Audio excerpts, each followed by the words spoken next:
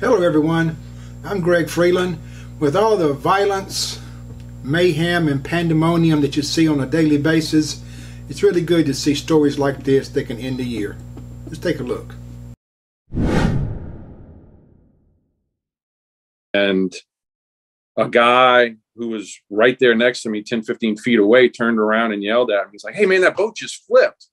And so I turn and look, and my best guess is probably 400 or 500 yards past those rock jetties into the Gulf of Mexico. I could see the boat overturned with people starting to climb up onto the hull of the boat. So at that point, I knew it's game on, and told the guys that I was dealing with, I was like, "I'll have to get back with you later. I have to go handle this." So I turned and literally started running off of the beach to try and get back to my patrol unit, which was parked a considerable distance away from me. From where I was, it was over 1,000 yards probably from where I was. And as I'm running, trying to get off of the beach to get to my unit to respond, the same guys in that ATV that I'd flagged down earlier saw me, came up alongside me like, "Hey man, what's going on?" I said, "Man, I just had a boat flip." And they're like, "Hop on board. We'll take you back to your truck." So I hopped on board. They drove me to my truck. I got in my truck, and they were like, "We're not going to leave you, bro. We're going to stay with you and help you get your boat launched," which is not exactly how we normally operate because of all the sensitive material that we have inside our units and everything else. But in that moment, life is a priority. You know, like that was my concern. So I'm like, "Yes, absolutely." And so these three guys followed me over to the launch, helped me launch the boat, and then parked my truck and left my keys in my truck, which saved a tremendous amount of time. I left from the launch and came around and met up with the boat that was capsized. And immediately, the people on the hull of the boat, my guess is they're Hispanic, because it was broken English from the adults, and the children actually were able to talk to me, like to give me some information. And straight away they were like, our sister's in the water. Our sister's in the water. You need to help us. And so I said, "Well, look, let's, first off, let's get all of you on board," because, they like, a few of them had mentioned that they couldn't swim. So I brought my vessel alongside theirs and loaded all of the people from the hull of the boat into my vessel. And in the process of doing that, again, one of those things that, like, just the right comment at the right time. One of the brothers to this little girl said she had her life jacket on. And instantly I knew that the only place for this little girl to be would be under the vessel. She had to be trapped under the vessel. So I looked around and noticed another boat, and I can't tell you why he was there, why he was close to the scene, but he was close to the scene. So I yelled at him, I was like, "Hey man, I need you to come over here." He's like, "Yeah man, what's going on?"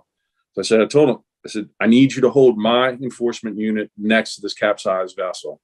Hold it here for me while I go look for this girl." And he's like, "Yeah man, absolutely." So he left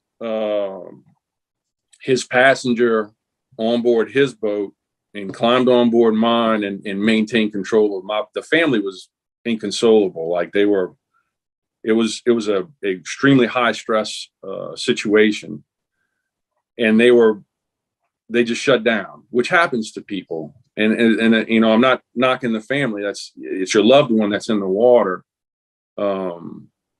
But he came and he helped me, and he held the boat. And as soon as he did that, I pulled off my gear, all the heavy stuff that we carry with us. I pulled off all my gear and jumped in the water,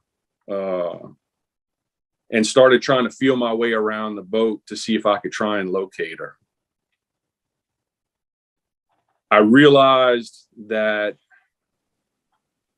I couldn't do it safely to try and get underneath the vessel and try and locate her by trying to swim under the vessel to try and locate her.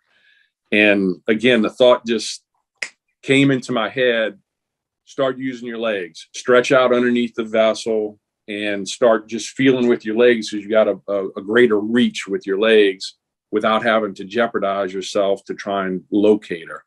So I worked my way from the back end of the vessel to the front end of the vessel. And when I got to the front end of the vessel, I felt what I was fairly confident was her. So I, took a couple deep breaths, dove underneath the boat, felt where I thought I had felt her, with my hand, and grabbed a hold of her shirt and I think part of her PFD, and pulled her out with me. When I pulled her out with me, and she broke water, I could see she was gone. Like her eyes were open. Her eyes were open, but like they were not focused. She was, just had a blank stare, I guess is maybe the best way to put it.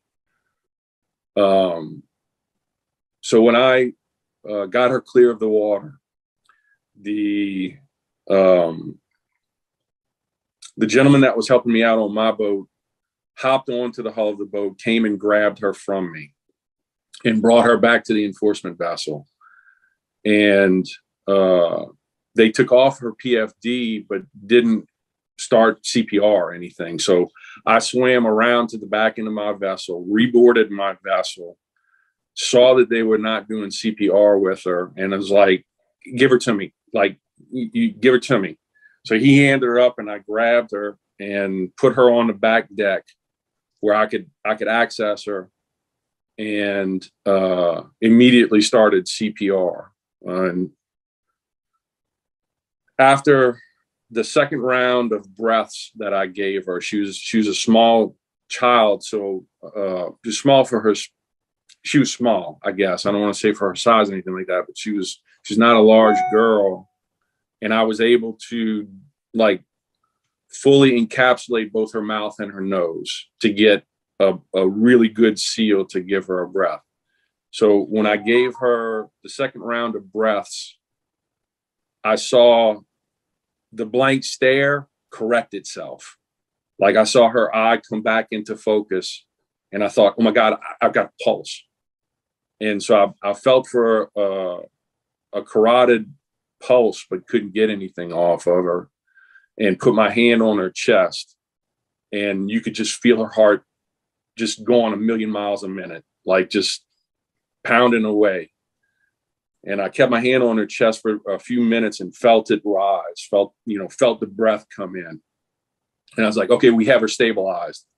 So we put her back in the foot area of the boat where she'd be safe for the return ride, and blazed back to Bridgeside Marina. I radioed my dispatch that I needed EMS like immediately. And what I didn't know at the time was that EMS had already been dispatched, that all of the emergency services were already in place on site at Bridgeside. So when I rounded the corner to go back into Bridgeside, they were there. I took my vessel and ramped it into the launch, and the EMS truck was like literally right there. And as all that transpired, the Good Samaritan that was with me on board my boat had the girl in his arms and handed her off to EMS. And it blows you away. Like you can't. There aren't words for it to understand everything that happened. You even today, you sound emotional. Like this is really something emotional for you. How can it? Excuse me. How can it not be? It's you when you see a life come back. there aren't words. It was, it's humbling.